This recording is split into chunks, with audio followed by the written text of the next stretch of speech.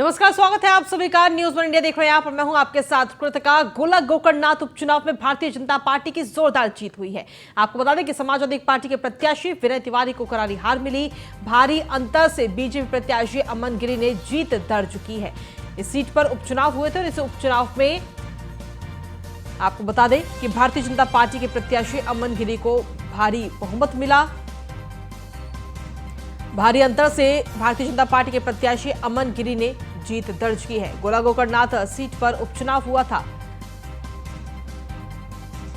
दरअसल अरविंद गिरी के निधन के बाद में यह सीट खाली हुई थी, जिसके बाद में भारतीय जनता पार्टी ने इस सीट से अरविंद गिरी के बेटे अमन गिरी को अपना प्रत्याशी बनाया था और आज वहां की जनता ने एक बार फिर से भारतीय जनता पार्टी पर ही अपना भरोसा जताया और अमन गिरी पर अपना भरोसा जताया है। तो गोला के रण के इस वक्त की बड़ी खबर आप तक पहुंचा रहे हैं। समाजवादी पार्टी के प्रत्याशी विनय तिवारी ने अपनी हार को स्वीकार भी किया है।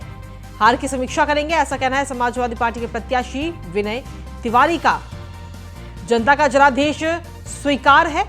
विनय तिवारी ने वहीं भारतीय जनता पार्टी पर भी आरोप लगाया है।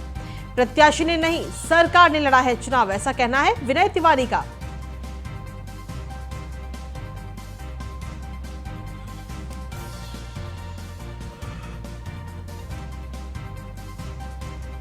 तो बड़ी खबर आप तक पहुंचा रहे हैं। सपा प्रत्याशी विनय तिवारी ने अपनी हार को स्वीकार किया है। उन्होंने कहा कि हार की समीक्षा करेंगे, जो भी कमियां रही होंगी उन्हें पूरा करने की कोशिश करेंगे। जनता का जो जनादेश है उसे हम स्वीकार करते हैं, लेकिन साथ ही भारतीय जनता पार्टी पर भी उन्होंने आरोप लगा दिया है। उन्होंने कहा है कि यह चुनाव प्रत्याशी ने नहीं बल्कि सरकार ने लड़ा है।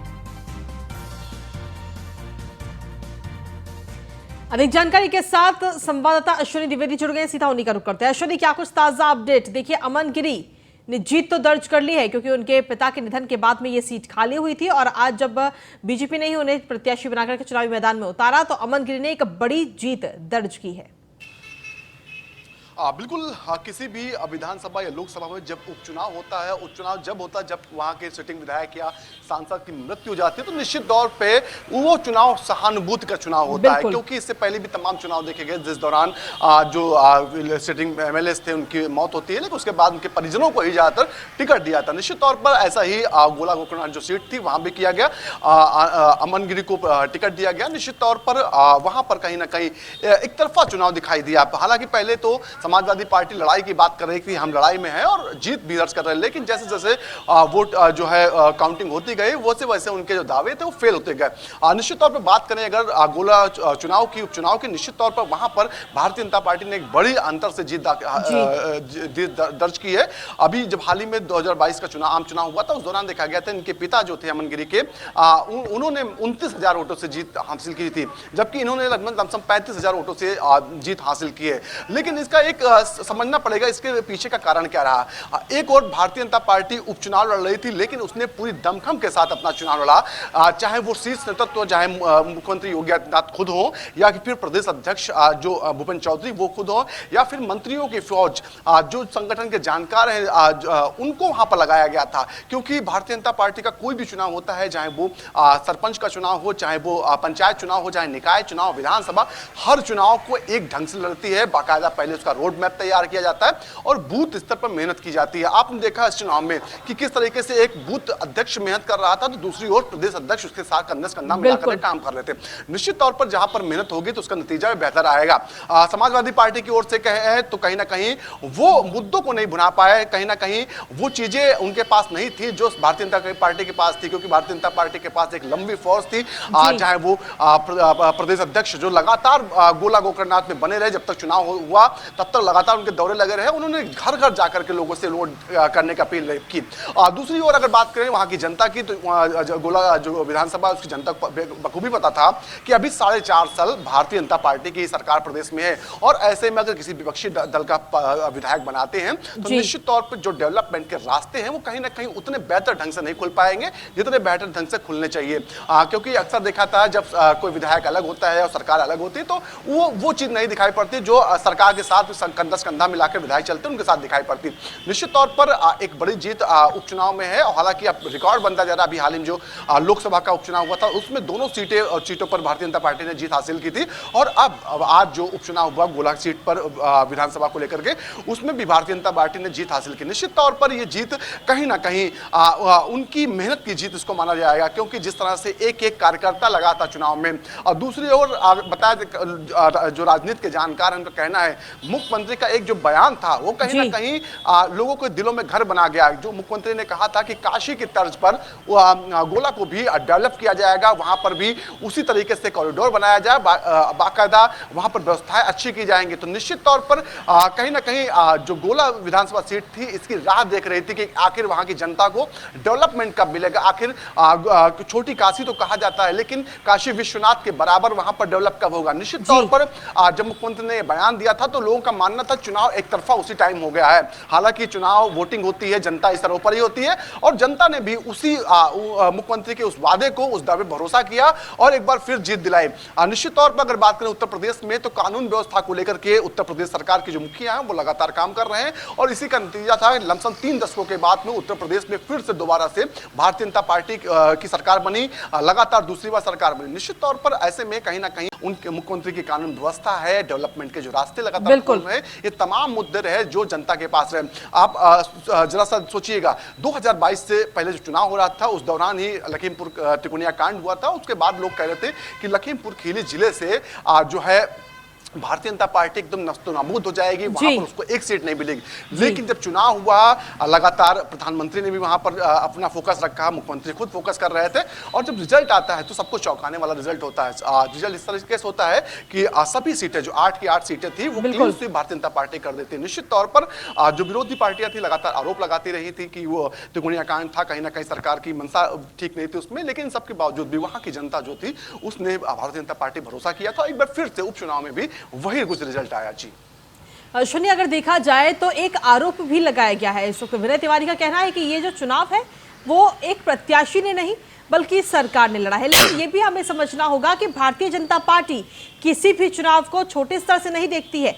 कोई भी चुनाव हो, छोटे से लेकर के बड़े तक नेता जो है भारतीय जनता पार्टी के, वो उस चुनाव में जमीनी तौर पर उतरते हुए नजर आते हैं, और शायद यही वजह है कि एक के बाद एक भारतीय जनता पार्टी जीत की तरफ बढ़ती रहती है हमेशा। बिल्कुल, विपक्षी पार्टियों का कहीं ना कहीं एक आरोप लगाने का सिलसिला बना हुआ है। कभी भी चुनाव जो पार्टी हारती है वो निश्चित तौर पर जो उस समय सत्ता में होती है उस पर आरोप लगाती है। आप याद कीजिए 2012 से 2017 के बीच में उपचुनाव हुए, उस दौरान भी समाजवादी पार्टी सरकार थी उत्तर प्रदेश में, और जब चुनाव हुए थे समाजवादी पार्टी कैंडिडेट जीते थे, तो उस दौरान भी विपक्षी पार्टियों ने आरोप लगाया था। अगर सबसे समझने वाली बात होगी, जब आपको पता था सरकार चुनाव लड़ रही है, तो आप किस दम पर कह रहे थे कि समाजवादी पार्टी यहां से जीतने वाली है। निश्चित तौर पर यह चीज नहीं समझना चाहेंगे विरोधी पार्टी के लोग कि भारतीय जनता पार्टी कोई भी चुनाव हो उसको बेहतर ढंग से लड़ती है, बड़ा स्ट्रेटजी बनाती है, वहां पर उनके नेताओं की टीम उतारी जाती है, संगठन के लोग लगातार काम करते हैं, बैकबोन से आरएसएस काम करता है। तो निश्चित तौर पर जब इतने लोग मेहनत करेंगे तो रिजल्ट उनके पक्ष में होगा। अभी देखा गया इस चुनाव से पहले भूपेंद्र चौधरी लगातार वहां बने हुए थे, क्योंकि उनका पहला चुनाव बतौर प्रदेश अध्यक्ष था। साथ ही साथ जो स्वतंत्र देव सिंह पूर्व प्रदेश अध्यक्ष हैं, वो संगठन के बेहद माहिर खिलाड़ी माने जाते हैं, उनको भी वहां उतारा गया, उनकी भी मदद ली गई कि आप भी जाइए और अपने संगठन का जो अनुभव है वहां पर उकेरिए जाकर के और भारतीय जनता पार्टी को जीत दिलाए। निश्चित तौर पर एक टीम के रूप में भारतीय जनता पार्टी हर चुनाव में काम करती है और सफलता इसलिए मिलती है। एक चुनाव हो तो मान लिया जाए कि किसी गलत तरीके से चुनाव जीत लिया गया, 2017 का, 2019 का, 2022 का पंचायत का चुनाव, निश्चित तौर पर लगातार जीत जो है भारतीय जनता पार्टी दर्ज कर रही है। तो ऐसे में आरोप के लिए कोई जगह नहीं बनती है, क्योंकि ये चुनाव किसी कुछ लोगों का चुनाव नहीं होता, एक लाखों की संख्या होती है, जनता होती है, उसका चुनाव होता है। तो ऐसे में वहां पर धांधली करना आसान नहीं है। जी चलिए, शुक्रिया तमाम जानकारी देने के लिए ऐश्वरी। तो प्रत्याशी ने नहीं बल्कि सरकार ने लड़ा है ये चुनाव, ऐसा कहना है हारे हुए प्रत्याशी का। समाजवादी पार्टी की तरफ से जो प्रत्याशी चुनावी मैदान में थे, विनय तिवारी, उन्होंने ये बात कही और ये आरोप लगाया है। वहीं बीजेपी प्रत्याशी अमन गिरी से हमारे संवाददाता अवध जायसवाल ने खास बातचीत की है। क्या कुछ कहा है उन्होंने, वो आपको सुनवाते हैं। जीत का श्रेय यानी किस तरीके सर जीत हुई है, बड़ी जीत हुई है, क्या श्रेय देते हैं सर जीत का? सबसे पहले तो मैं भारतीय जनता पार्टी को जी हमारे पूरे भारतीय जनता पार्टी के पूरे संगठन को बहुत बहुत धन्यवाद व्यक्त करूंगा और पूरे गोला विधानसभा के निवासियों को धन्यवाद। गोला विधानसभा के निवासियों की यानी जो धन्यवाद व्यक्त किया है और उन्होंने कहा है कि जीत का श्रेय पिताजी को जाता है। एक Jaswal news on India Arvind Giri जो है जिनसे बात करते हैं कि किस तरीके से इस जीत का श्रेय यानी किस तरीके सर जीत हुई है, बड़ी जीत हुई है, क्या श्रेय देते हैं सर जीत का? सबसे पहले तो मैं भारतीय जनता पार्टी को जी हमारे पूरे भारतीय जनता पार्टी के पूरे संगठन को बहुत बहुत धन्यवाद व्यक्त करूंगा। और चलिए इसी के साथ बुलेटिन में आगे बढ़ेंगे। चंदौली पहुंचे सीएम योगी आदित्यनाथ, जहां पर उन्होंने कानून व्यवस्था की समीक्षा बैठक करेंगे और सीएम योगी चंदौली के बाद वाराणसी भी जाएंगे। योगी आदित्यनाथ काशी विश्वनाथ के दर्शन के बाद कई कार्यक्रमों में भी शामिल होंगे।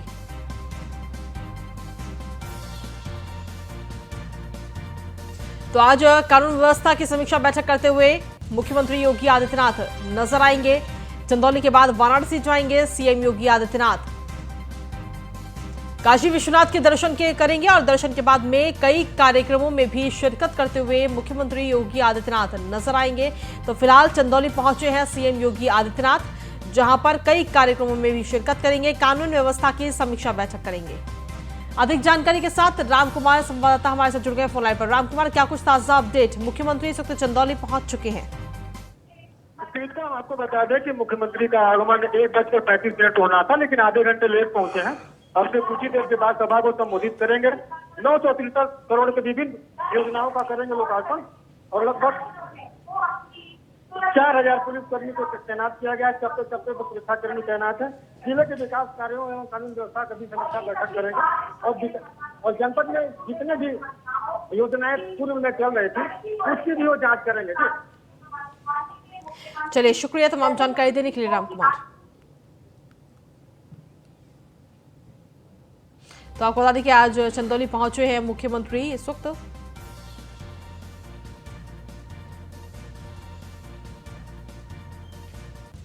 वहीं मुख्यमंत्री योगी आदित्यनाथ ने आज सुबह गोरखपुर के गोरखनाथ मंदिर में जनता दरबार लगाया, जहां पर सीएम योगी आदित्यनाथ ने अपनी समस्याओं को फरियाद सुनने करीब 1000 लोग पहुंचे, जिसमें करीब 800 लोगों की शिकायतों को सीएम योगी आदित्यनाथ ने खुद सुना, जबकि अन्य के प्रार्थना पत्र अधिकारियों ने लिए।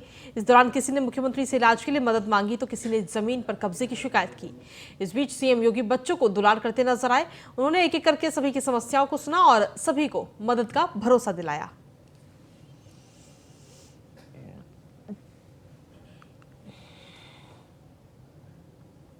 वहीं जननायक चंद्रशेखर ने बलिया को देश में एक नई पहचान दी। आजाद भारत की राजनीति के एक नए चेहरे ने बलिया से निकलकर अपनी पहचान देश भर में बनाई।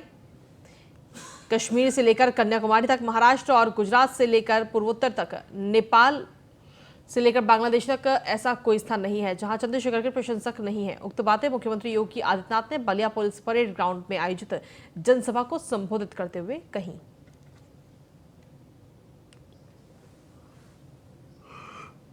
70 वर्ष में 12 मेडिकल कॉलेज मात्र राजकीय मेडिकल कॉलेज बन पाए थे प्रदेश में। और भाइयों बहनों, 2017 से लेकर के 2022 के बीच में विगत 5-5.5 वर्ष के अंदर हम लोग प्रदेश के अंदर 35 नए गवर्नमेंट मेडिकल कॉलेज बना रहे हैं। 35 समय पे अगर जमीन मिल गई होती तो उन 35 में से एक मेडिकल कॉलेज आपके बलिया को भी मिल गया होता, लेकिन जमीन न मिलने के कारण हमेशा बलिया उससे छिनता रहा। और मैं फिर आह्वान करूंगा, हमें टॉप प्रायोरिटी पे इसको लेना चाहिए, क्योंकि बलिया का मतलब क्यों बलिया नहीं होगा, बलिया का मतलब बलिया और आसपास के क्षेत्र के लोगों के साथ साथ बिहार के लोगों को भी उस स्वास्थ्य सुविधा का लाभ मिलेगा। और उत्तर प्रदेश को इस दिशा में अपनी नेतृत्व की भूमिका के साथ आगे आना ही चाहिए। महिला स्वयंसेवी समूह, महिला स्वावलंबन का आदर्श उदाहरण हो सकता है। इसमें जो रिवॉल्विंग फंड जाना है, इसमें तत्काल उन्हें उपलब्ध हो जाए, इनके प्रशिक्षण की व्यवस्था हो जाए, टूल किट उपलब्ध कराने की कार्रवाई को भी हम तेजी के साथ आगे बढ़ा लें और महिला स्वयंसेवी समूहों को हम मिल्क प्रोड्यूसर के साथ भी जोड़ सकते हैं। मिल्क प्रोड्यूसर के साथ ही यहां पर तमाम महिला स्वयंसेवी समूहों को पोषण मिशन के साथ भी जोड़ने का कार्य हमें करना चाहिए। जो गांव में बाल विकास और पोषाहार विभाग के द्वारा गर्भवती महिलाओं को, किशोरी कन्याओं को, कुपोषित नवजात शिशुओं को पोषाहार दिया जाता है, हम लोगों ने पूरे प्रदेश के लिए क्रांतिकारी कदम उठाते हुए ये पूरा कार्यक्रम महिला स्वयंसेवी समूह को सौंप दिया है कि इसमें भ्रष्टाचार की बू ना आने पाए, इसके लिए महिला स्वयंसेवी समूह इस कार्यक्रम को वहीं चलिए खबरों में आगे बढ़ते हुए बात करेंगे अब गाजियाबाद की, जहां पर बीते दिनों गरिमा गार्डन में हो रहे अवैध निर्माण के चलते एक मकान ताश के पत्तों की तरह ढह गया था। दरअसल सोसाइटी बनाने के लिए बेसमेंट की खुदाई की जा रही थी, लेकिन ऐसे में मानकों को पूरा ना करके नियमों के साथ खिलवाड़ किया गया और लापरवाही का नतीजा था कि एक मकान ढह गया। तो वहीं अब कई मकान अभी भी गंभीर हालत में हैं, जो कभी भी गिर सकते हैं, जिसके बाद निर्माण कर रहे बिल्डरों ने उन लोगों को रहने के लिए आशियाना देने के नाम पर शालीमार सिटी में फ्लैट देने की बात कही, लेकिन पीड़ितों को दिए गए समझौते में किसी भी सोसाइटी और फ्लैट नंबर की कोई जानकारी तक नहीं दी गई, जिसके बाद पीड़ित देर रात शालीमार सिटी सोसाइटी में पहुंचे और वहां रहने वाले लोगों और पीड़ितों के बीच हंगामा होना शुरू कर दिया, जिससे तनाव की स्थिति भी बन गई। हालांकि पुलिस पहुंची और मामले को शांत कराया।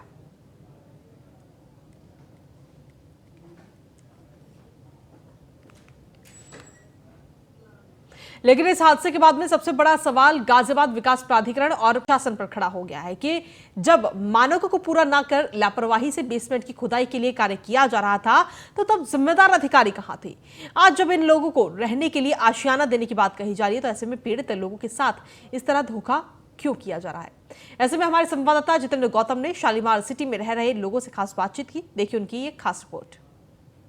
गाजियाबाद में बीते दिनों एक वीडियो जोरों से वायरल हो रही है, जिसमें एक मकान को गिरते हुए भी दिखाया जा रहा है। इस वीडियो के में जब आप देखेंगे एक मकान बड़ी तेज़ी से गिरता है और जिसका आरोप गाजियाबाद के कुछ बिल्डरों पर लगता है, और आरोप ये था कि वहीं पर एक सोसाइटी का निर्माण किया जा रहा है, जिसको लेकर अवैध खुदाई की गई है और जिसके चलते वहाँ पर एक मकान तो गिर गया, लेकिन अभी भी दर्जनों मकान ऐसे हैं जो कभी भी गिर सकते हैं। लेकिन अब सवाल ये था कि जिन लोगों का मकान गिरा है वो लोग कहाँ जाएंगे? ऐसे में बिल्डरों द्वारा काफ़ी चालाकी से कुछ ऐसा किया जा रहा है जिससे गाज़ियाबाद के शालीमार सिटी के रहने वाले नागरिक जो हैं वो परेशान होने लगे हैं। क्या पूरा मामला है, इन सभी लोगों से बातचीत करेंगे और जानते हैं। शुरुआत आपसे करते हैं, क्या नाम है आपका? जयवीर शर्मा, और मैं शालीमार सिटी एओए का प्रेसिडेंट हूँ, जो अभी नवनिर्मित हुई है।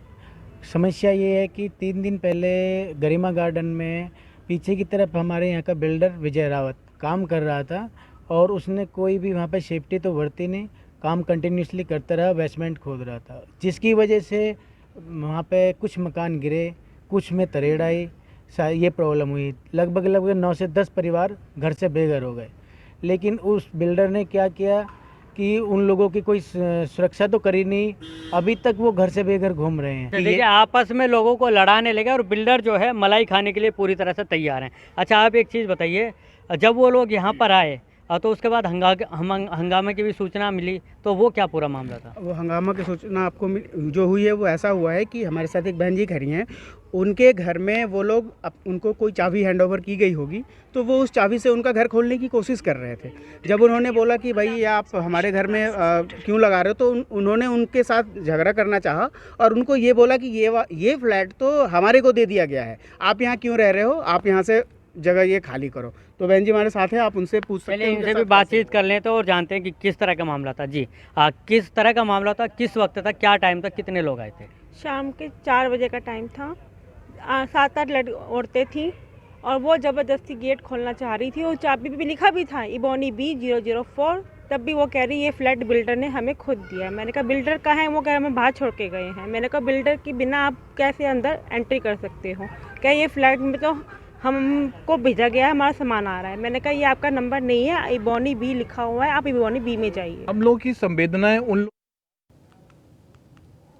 वहीं डिप्टी सीएम ब्रजेश पाठक आज उन्नाव सीएमओ से नाराज कहीं ना कहीं नजर आ रहे हैं। आपको बता दें कि उन्नाव सीएमओ से डिप्टी सीएम ने स्पष्टीकरण मांगा है, 3 दिन में पूरे मामले की जांच कर रिपोर्ट भेजें, ऐसा कहना है डिप्टी सीएम का। चतुर्थ श्रेणी कर्मचारी का इलाज और पट्टी करते हुए वीडियो दरअसल वायरल हुआ था। उन्नाव के बिछिया CHC का ये पूरा मामला सामने आया था।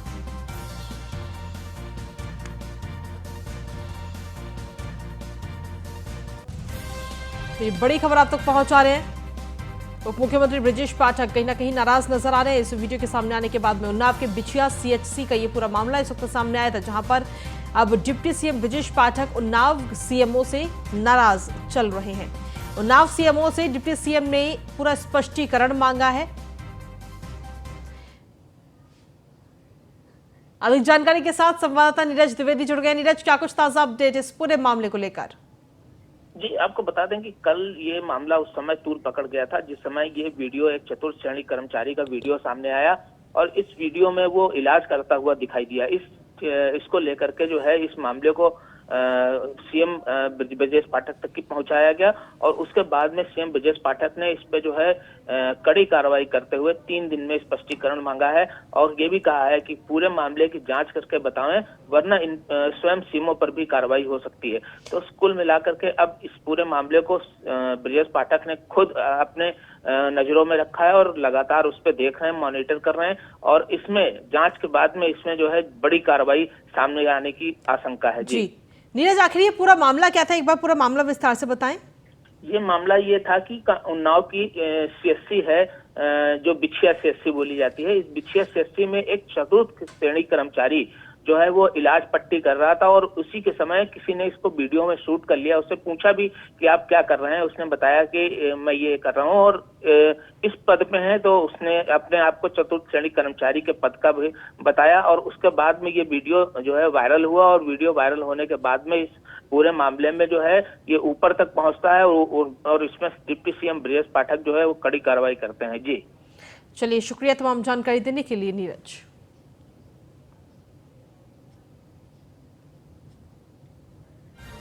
तो आपको बता दें कि इस पूरे मामले में अब जांच की जाएगी, क्योंकि ये पूरा वीडियो सामने आया था और इस वीडियो को लेकर अब डिप्टी सीएम ब्रजेश पाठक ने नाराजगी जाहिर की है उन्नाव सीएमओ से और उसका पूरा स्पष्टीकरण मांगा है।